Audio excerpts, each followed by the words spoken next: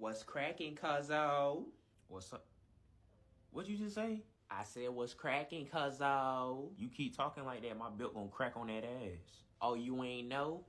Neighborhood. You need a neighborhood in them damn books. You a suburb kid. We don't get food stamps. What you talking about, cuzzo? We replace all the B's with the C's. Instead of book, we say cook. Instead of bed, we say said. Instead of blue, we say clue. You feel me? What's cracking, cuzzo? Get your lame ass on, bro. If I see anything in this room red, cuzzo, I'm violating. No cap. Oh, so you violating. You do got to say it. I'm finna beat your ass. I gotta pull the steppers out. You gotta run my fade. Let me put these motherfuckers on. I'm about to beat your ass. Hey, look, cuz I ain't about to put my hands on you, bro. Back up, bro. Disrespecting my family. And you playing both sides? How you got the blue, but you got the said? Like, what? Oh, nah, yeah. I'm about to beat you. Watch this. Oh, so you tough. I ain't doing no more talking with you. I'm about to put these steppers on. I'm about to work you. All right, come outside. Bet. All right, so I just left Nanny's house. Let me tell you something. That woman's something. They don't make them like that no more. I went over there because I had to let her know, I told her about the video that I had made about her in church and stuff like that, the funny video that went down, and she thought it was funny and everything. And then I had to tell her that, I had got a message from TikTok and I got a message from Facebook where that video didn't exactly meet community standards and everything, so they were going to end up taking it down. I don't know when it was going to get taken down, but it was. And we got into this conversation after I told her that, and it just went on to saying that this world that Nanny's living in, to have her say that it's just better off not to be in this world, it broke my absolute heart. And she went on a little bit of a tangent. I guess that's where I get it from. And she went on to tell me a message that I felt like I really needed to share with everybody, because it hit really, really hard. She told me, she said, "Zach, women are strong creatures. We are. But there's certain things that we still lean on men for." My grandma is 89 years old, and she's one of the roughest, toughest women I ever met in my life. She buried her husband of 58 years. She buried her son, my daddy, right in front of everybody. And that woman never shed a tear. She said that in those moments like that in life, that's when women look to men for strength. She said she knows that a woman has her place in this world, and she wasn't talking about cleaning the house or cooking supper. She was literally saying that a woman is a nurturing being in this nation and in this world, and at the way that things are going right now, because Nanny's old, she's one of them old people where she don't do nothing, but she watches the news all the time and gets pissed off and talks about how she can't do anything about it, but it needs to go this way and it needs to go that way. But she went on to tell me that in the direction that this world is headed right now, that she was glad that she was getting out of here soon. And I've never had my heart broke so bad in my entire life. Because she said that with the new age of people that's coming through, women don't have that luxury anymore to look to their man for strength. Because half the people out there right now don't even know if they want to be a man or a woman. For it to get that bad in this nation, for my grandma to just say, "I don't want to be a part of it anymore," absolutely crushes me.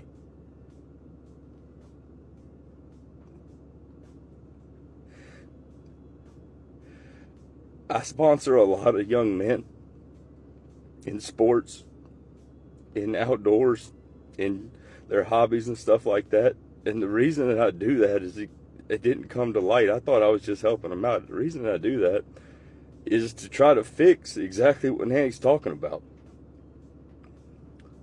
That we have to create men in this world. Women can do anything. I'm not taking anything away from y'all, but y'all, we got a group of boys right now that are becoming men they're not going to make it, y'all. And for my grandma, who I love dearly, who gives me some of the biggest laughs in my life, for it to be that bad in her mind that she just says she's just happy she's not going to have to deal with it, it means something. So I'm fitting to get really, really hot and heavy and use the blessings that God has given me. And I'm fitting to find some young men in any way, shape, or form that I can help them. I'm about to help them. This world has gone soft. I mean, Nanny's video from yesterday had 2.5 million views in 12 hours, and I get a message saying that somebody reported it as crude and unlawful content, and they're going to take it down. I see where you're coming from, Nan. I see where you're coming from, and your grandson finna make a real effort to find him some young boys and teach them how to be men, teach them how to respect women, teach them how to work hard, be proud of what they got, and hold on to their family name instead of this bullshit that's going on right now. If you know a young man in your life that may need a little bit of guidance and ain't getting it, if you don't want nothing to do with him, I'll help him. And there's plenty of more men out there like me that still tote a pocket knife, that still believe in the old ways. That's what's going to make this country great again. Not a political party, and not somebody saying they're going to do something without taking action. It's our time,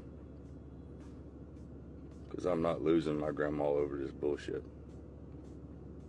Chick-fil-A be messing with my damn morals. I ain't saying they don't make me a better person every time I go there. I'm just telling you it's fucking with my daily norm. Let me tell you a little story. This morning I'm having a shitty morning. Woke up, went to go make coffee. I am completely out of coffee. All right, so I said, what's going to make my day better? Because it ain't starting off good. Chick-fil-A. And I pull into Chick-fil-A. All right, now the damn line is wrapped around the building twice, which they're probably going to have their food in like 7 minutes. But at the same time, I'm in my F-350 and I can't get through the drive-through line. So I parked and I walked inside. Now, when I walked inside, I got in line behind a man who I could obviously tell was homeless, but he's got some cash in his hand, so he's good. You know, I'm like, hey, man's just trying to get him some food. Man gets up to the damn counter. This is where shit started to go astray. Man gets up to the counter, and there's this little girl working behind the counter. She may be like 16 years old, like barely old enough to have a job. And this man, I heard him say this. He goes, ma'am, I have $5. What's the most food that I can get for $5? And she's going through the menu with him, making sure that he's going to get as much food as he possibly can. Well, after they get his order together, she rings him up and everything, and he goes to hand her his $5. She looked at this man and she said, no, sir, it's okay. It's okay. I'm going to be your blessing today. You hold on to that for later. I'm going to pay for your breakfast. She reaches in her pocket, puts her money in the register, okay, takes her change, puts it back in her pocket, and hands the man the receipt. The man looked at the little girl and says, ma'am, you don't have to do that. She said, sir, I need to do that, and please allow me to. He said, well, thank you so much. You have no idea how much this means to me. And the man grabs his receipt and walks over there and waits for his food. Now, it is now my turn. I wanted some chicken minis to turn my whole day around. I wanted a box of them bitches, and I was going to get a box of them, and I was going to go smash city because I needed something to make me feel good and a sweet tea. So I order my food, and I go over there and stand by him. Now, he's not bothering anybody. He's just standing there waiting on his food. The food comes, he grabs it, and he walks out the door. About 2 seconds later, my food comes to the damn counter. I grab mine, and I walk outside of my truck. I put my truck in reverse. I back out of my parking spot, and I pull around the building. When I pulled around the building, I see the man with his bag of Chick-fil-A. He walks over to a curb where all of his stuff was at, and I noticed something horrendous. He's got a puppy.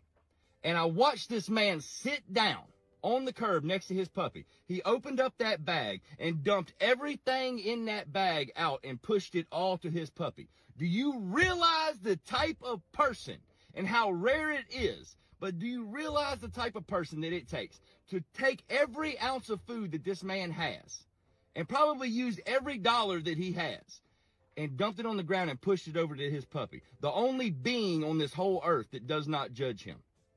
He just pushed it over, and the dog starts eating. Well, now I had this little voice inside my head. It's called a conscience. That is like, what, you can't just allow this to happen. So what did I do? I pull in by PetSmart, run inside real quick, grab a 20-pound bag of damn dog food because I didn't want to get him to 50 pounds because I didn't want him to hold it, like have to carry it and stuff. Got him a 20-pound bag of dog food, and I pull over there, and I walk up to him, and I said, sir, look here, man, I was standing behind you in Chick-fil-A, and I saw what that little girl did for you, and that was an act of random kindness. And I've always been told that an act of random kindness can always inspire another, and I feel that I need to do this. So I went back to my truck, grabbed a 20-pound bag of dog food, brought it to him, and then I gave him all of my chicken minis and my sweet tea. He looks at me. He says, sir, what are you going to eat? I said, buddy, I may have an empty stomach, but I'm going to have a full heart today, knowing that I helped somebody. And he stood up, and he went to go shake my hand, and I said, can I have a hug? And he said, only under one condition. I said, what's that, buddy? He said, can I say a quick prayer real quick? And I said, absolutely, because I never turn down a time when anybody wants to pray for me, because I need it. He grabs my hand, and we pull in close, and he starts praying. And in this prayer, he said, Lord, I want to thank you for this gentleman. I didn't even have time to catch his name, but to go out of his way and to give me some food for the simple fact that I wanted to take care of my best friend and give my best friend my food. I have a new best friend today, and he's giving me his. Thank you for putting this type of love in this gentleman's heart, and please continue to bless him and bless all of our troops overseas, because I was once one of them. So not only was this man homeless, gave all of his food to his dog, the only being that doesn't judge him and his best friend in the world, he is also a United States veteran. I can't tell y'all the morning that I had. I can't put it into words about what it means, but for a shitty morning to start off like it did and turn into one of the most fulfilling days of my entire life, and it ain't even 10 a.m. yet, that's God's work right there. And to the little girl behind the counter who felt the need to pay for that man's food this morning for no reason at all, thank you, because your act of random kindness made me a better person today. There's y'all's Friday morning lift up right there. Hope it inspires somebody. Shit. Y'all want to know why women are self-conscious about their weight? Because of them damn fuckboys. I speak for all men, and I want y'all to keep notice on that. I said men. I ain't say children, boys, or fuckboys. I said men. I speak for all men when I tell y'all that us men don't give a shit if y'all are a couple extra pounds of what them magazines and Kardashians tell y'all that y'all ought to be. I got a buddy of mine. Me and him been friends for 20 years. He got him a new little girlfriend, and I like her a whole bunch. I think she is absolutely perfect for him. First time I ever met this woman, she come up to me, and she was just asking me some questions about my buddy. And I told her, I said, man, he's a good man. He really is. And she asked me straight up and down. She said, has he ever been with a bigger woman? And I just kind of started looking around. I said, what do you mean by bigger woman? She goes, well, like me. I said, baby, you 5'11", 170 pounds, romping, stomping, romance, blue, twisted steel, and sex appeal. What you talking about a bigger woman? She said, well, I'm just not one of them size 2s and size 0s and low body fat. I said, he don't want that shit. My buddy's a real man. He don't want that shit. Men, y'all back me up on this shit here.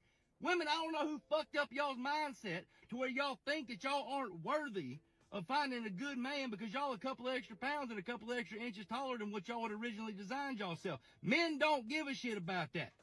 We don't. We do not want one of them little, what do you call them, little supermodel 0% body fat people. You ever been to dinner with one of them men? You ever been to dinner with one of them little bitty skinny ass girls? You go out there, take her to a nice dinner, she orders 3 croutons, a salad, and a glass of water. The whole time I'm sitting across the damn table eating a double cheeseburger, steak fries, and a Dr. Pepper. Shit don't look good. It don't. I want me a woman that can damn eat, and most men do. Not to mention she can probably cook. You've had them damn ones when you bring them home and snuggle up with them in bed, you feel like you laying on a bag of hammers. Fuck that. I'm not a player. You better give me one of them some bitches walk past me in the living room, I slap that ass and I can ride the damn waves. I'm all about that shit. A damn pretty little girl with my buddies, she asked me, she goes, so you think he's going to stay with me? I said, baby, why wouldn't he stay with you? She goes, well, I'm a potato. I said, well, you better turn from a potato, you better turn into a rider fry, because that's all real men give a shit about, is that you loyal to us. And that you care about us. That's all real men give a shit about. If you want to go run around with them fuckboys, you go ahead and just leave my buddy alone. Get him out your damn life. But if you want somebody who's going to love you for who you are, you better stick around. He's a good old boy. And it was so hard to convince this woman that she was worthy, because I don't know who the hell has done taught these women that y'all aren't the prize, that y'all aren't the damn gift. Hell, y'all are a present to most men. I don't know who fucked up y'all's minds. But I'm here to tell y'all women right now, in front of God and everybody, speaking for all the real men out there, if you got a couple extra stretch marks on you, you come here, you little sexy ass zebra, you just bring that asshole on over here. Them real men will take care of you. You just turn that little potato mentality you got into a rider fry, and you'll live a long, happy life. That pissed me off so bad, these damn little fuckboys telling women they gotta look a certain way. Them women are perfect just the way they are. Who the hell wanna lay on a damn bag of hammers anyway? Shit pisses me off. Shit.